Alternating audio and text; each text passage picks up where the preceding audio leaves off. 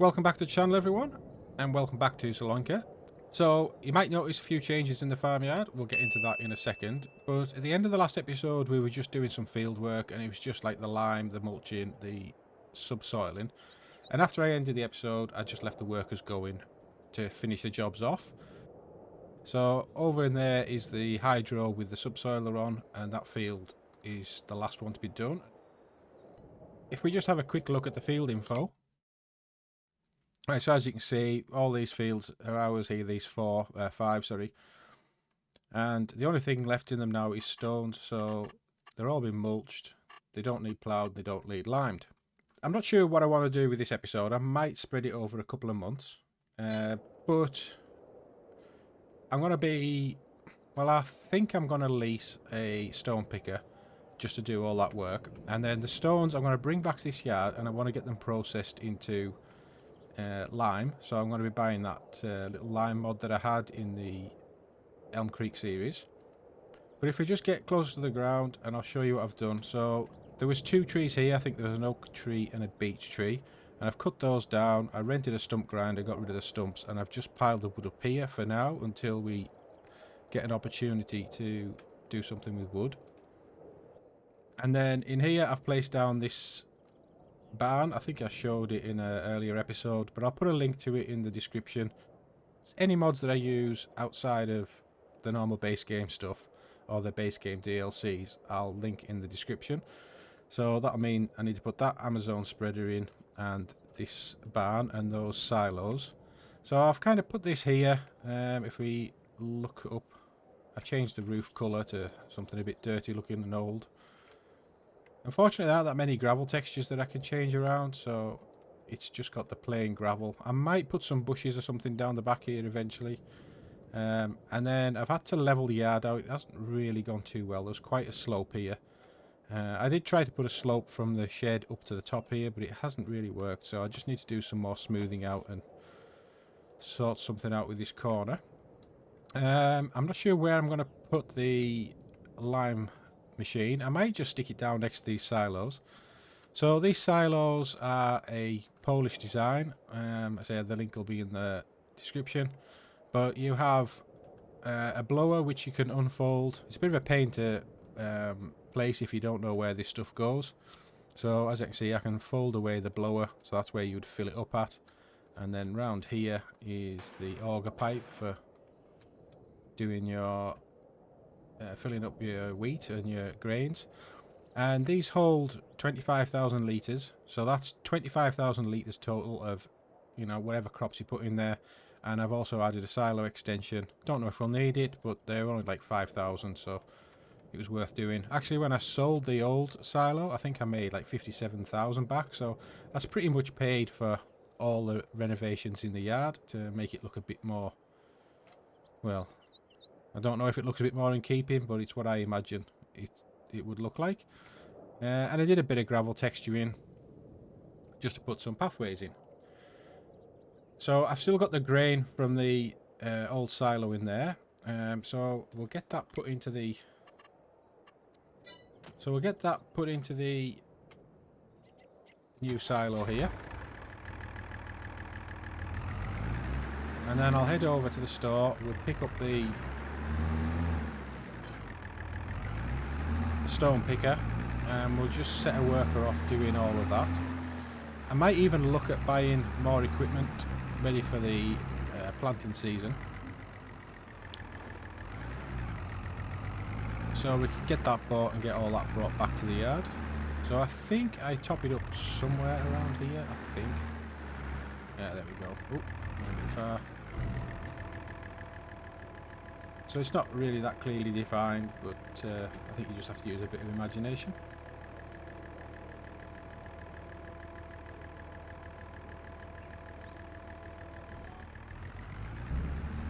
So I'm also looking at some root crop storages. Now, at the moment, there's not really many mods out there for the new crops. I'm sure the modders are working on them, but it'll take a little bit of time for them to get through Giants testing. I do have the opportunity of one which I think is like private mod, so I'm going to look into that. I might end up using that. but I don't think it's an official release, so I would never be able to link to it or anything. Right, so that's the farmyard sort of started, so I'll head over to the store and we'll get this stone picker and get this job going.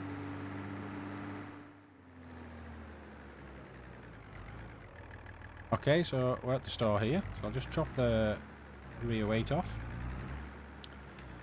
and we'll go and rent the low stone picker.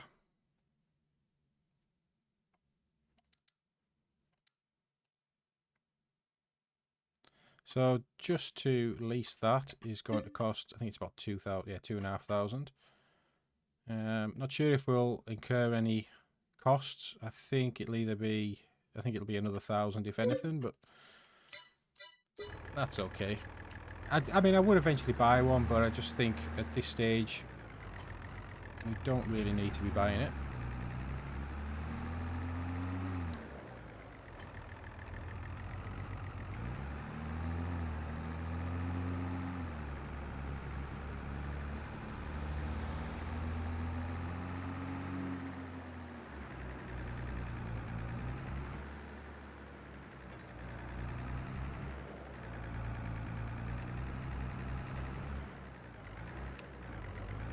Right, so what I'll do is I'll just give this job to a worker. It's nothing really that interesting. But I will get out and check the ground.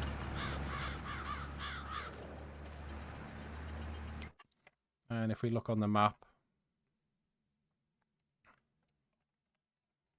I'm guessing we're going to start seeing the stones disappear.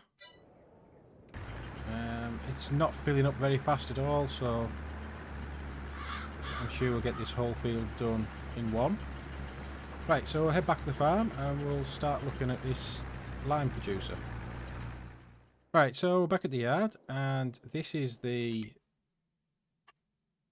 I think it's in miscellaneous. So this is the lime production I was wanting to use, this CR60. So it's 20,000 euros, which is quite expensive really. Now I'm wondering if I shouldn't just take the stones to the debris crusher instead. I'm thinking that how often we're going to need to use lime, and it's only 350 euros for 2,000 litres, so perhaps we're probably better off just not buying that, because it is quite a lot of work as well. I know at the end in Elm Creek I had a massive conveyor system set up that worked really well, but that's quite an expensive thing to do. So what we can do instead is we'll jump into the hydro, we'll get that back, and then we'll go and start looking at new equipment to put onto the farm.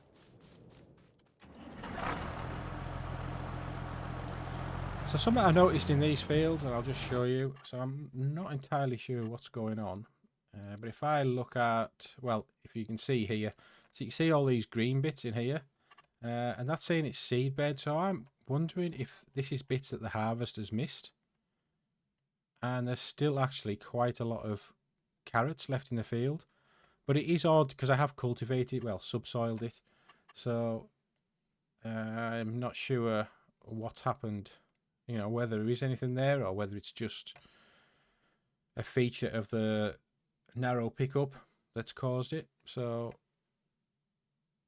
yeah, but it looks a bit odd.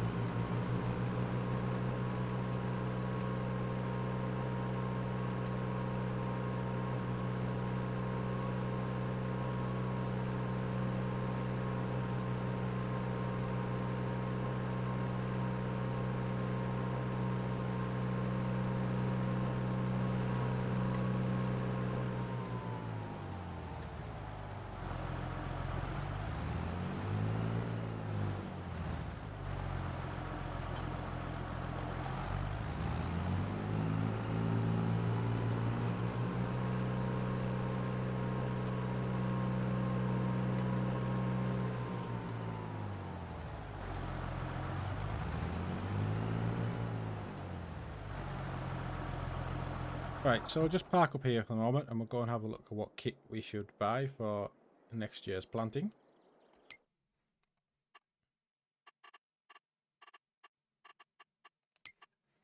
So if I come to the Premier Expansion selection of equipment, so we're going to need a weeder.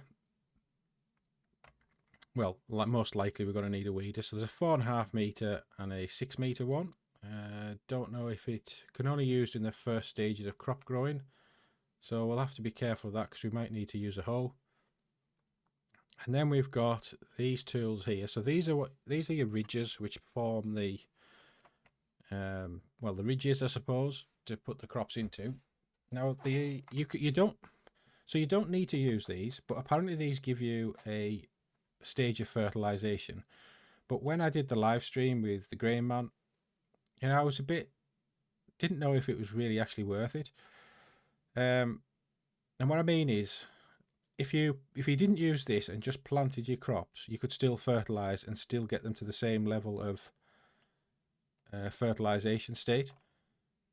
So yeah, okay, so you save possibly one application of fertilizer, but I'm sure when we did it and you ridged it, the yield had only gone up to 20% or something before you'd planted. So I don't know, but I'm going to do it because it's part of the new equipment.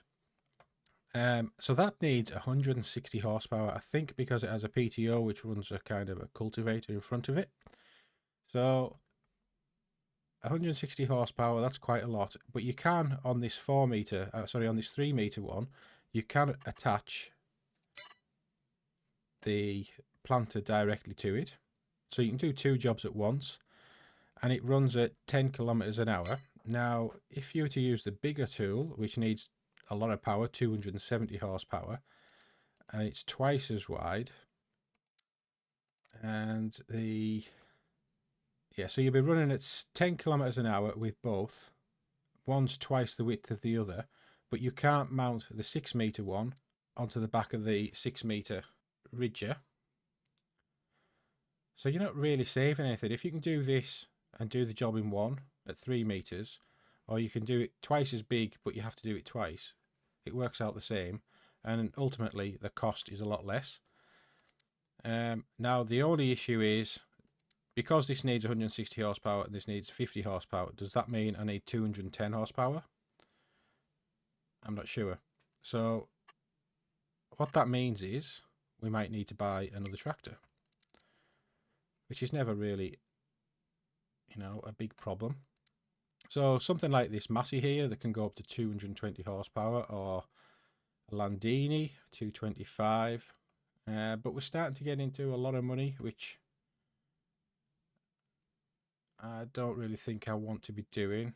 I don't want to use this John Deere because, well, it's only 175 horsepower for one. And this Zeta, which would be nice to use a Zeta here, that can only do 170. So this Fendt, I'm sure when you boost it up to 220 horsepower, 240 horsepower, it's going to be nearly 200 grand. So let's have a look at this 7S. And if I want the maximum horsepower, which is 220, it's going to be 67,000. I want to change the wheels, so I want wide tyres with weights. Not sure about a front loader. So maybe just do it anyway, because it's only 1,500. So that would cost us 172,000. Still got a lot of money left. What am I going to put the number plate? Let's just do MASSY. Oh, I can't do that. So let's do MSSY. That's gone wrong. MSSY. That'll do. Back only. So yeah, I think we'll just do that. It's going to cost us 172,200. Okay, so then we want to get the ridger.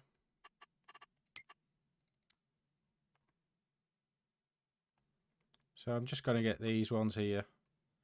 3 point, I want yes. So that's 34,000.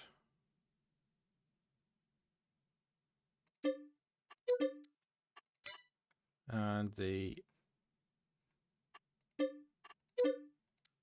planter for 12.5. We'll also want a front weight. So let's get a front weight. Now, does it say in the combinations, it's saying 1,000, a 1 ton weight. Does it say? It doesn't say anything for that one. So we'll pick up a 1 ton weight as well.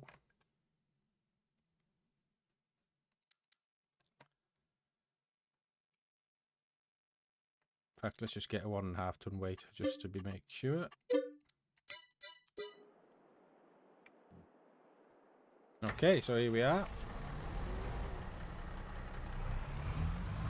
And we've still got 94,000 left. I know there are still some carrot soup and carrot preserve, I think, still left.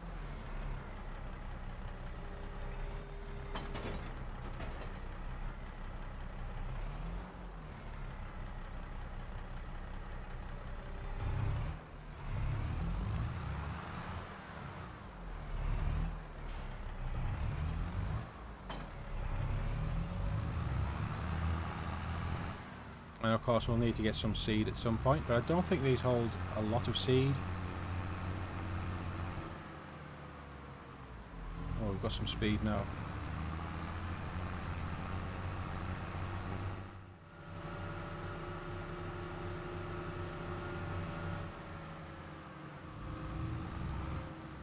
Right, okay, so we're going to put this in the shed somewhere. You know, we're fast running out of space in there, but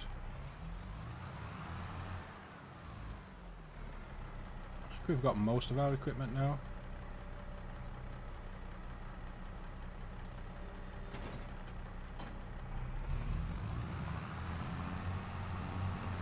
Probably need to get a little shed just put here, just to put all the tractors in maybe. Right, so I'm going to get the trailer now and we'll go and see if we can empty the stone picker, because I did notice that on the way back the worker had finished.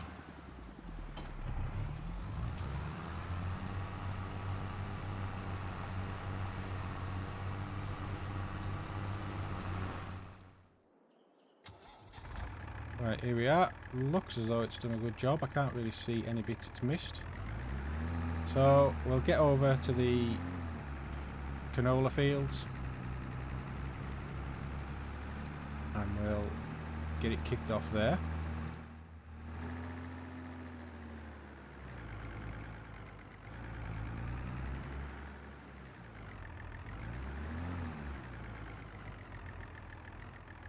Right, so we'll just set the worker off here. In fact, no we won't. We'll get it emptied first if I can. It'll tip into this trailer.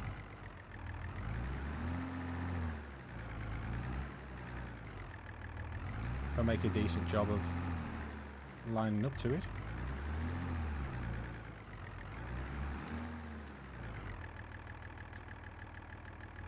Right, so it can't load into there because it's too tall, I think, is what it's telling me.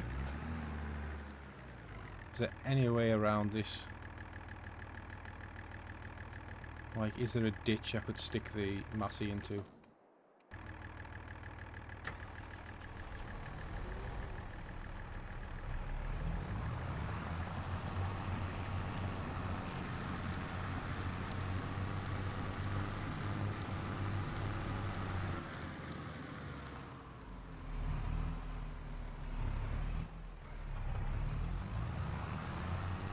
Right, so this is a little bit lower, so perhaps if I do that,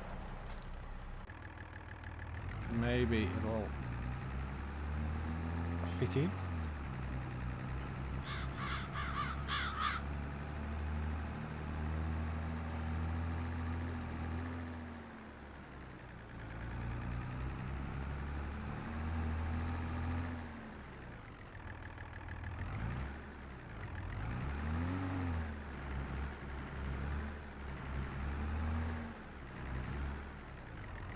Oh, it was there. There we go.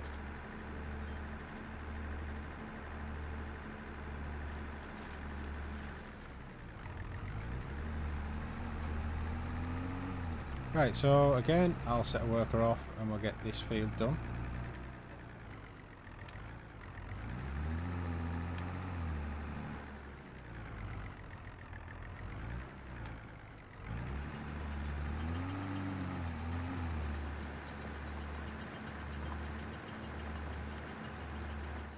So while we're waiting for the stone picker to do its job, I just want to have a quick look in the comments because Bob Elvis has been in the comments giving some great ideas again, and he was saying about doing wood chips because in this map they're worth quite a lot, which, yeah, I think they are actually. Is that even the best price? Yeah, actually that is the best price. So yeah, nearly 1900 per 1,000 litre. I mean, that is a lot better than certainly what it is in no man's land. So that might be something to look into, because I do want to get into the, I do want to do the planks so I can make the piano. So I'm going to have to do some forestry at some point. If we go and have a look at the sawmill, which is here. Let's visit it. And where would I buy the sawmill? I'm going to have to put the zone markers on. Right, over here possibly. No, that's where you would sell your logs from.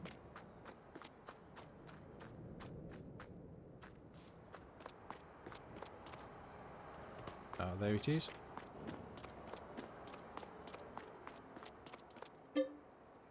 So it's 120,000 to buy. We haven't quite got that much money just at the moment. Oh, and the other thing is I've got that pallet of preserves up here that we can go and have a quick look for. So I think, oh, here it is. Yeah, how did I not see that? And it weighs 450 kilograms. So what I'm just going to do, because it wasn't my fault, I'm just going to run up to the Erlingrat sale point with these. Is it about this post here? Yeah, there we go. Oh, so we got 5,400 for that. That's not bad. Right, yeah, so I need to get somewhere to do some forestry. And there isn't really anywhere I can buy. I mean, there's this land here, but it's 180,000. That's 188. That's 145. Right, so 95 down here. This is only 58,000. So we'll go and have a quick look at that. If I just visit the potato plant. Go and have a look.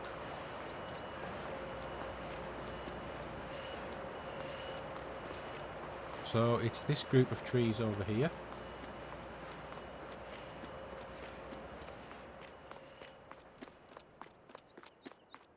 So for 50,000 or 54,000, I could buy this, and all these trees here, we could chop them down and make some lumber with. So there's quite a few actually. I mean, I think this would do for the planks. What sort of trees do we have? An aspen tree. I think this is the oak tree. Yeah. Beech tree. Yeah. And is that another oak? Yeah. So we could buy this, and here's this. So we'd still need like nearly 200,000 though. You know, this by the time we bought the sawmill. But that's another option for us. Don't think there's any cheaper plots of forest land. I mean, field 89, we would get a field. It's very small and a few trees. Oh, 87's massive. 109, that's 77.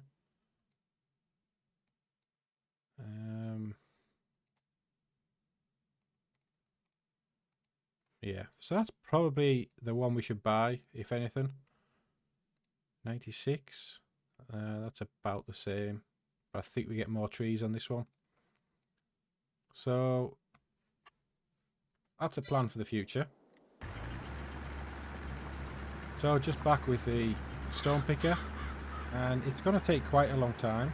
So I'm tempted to just end the episode here. I know it's only been really short, but basically all I'm doing is just buying equipment and planning for the next year's crop.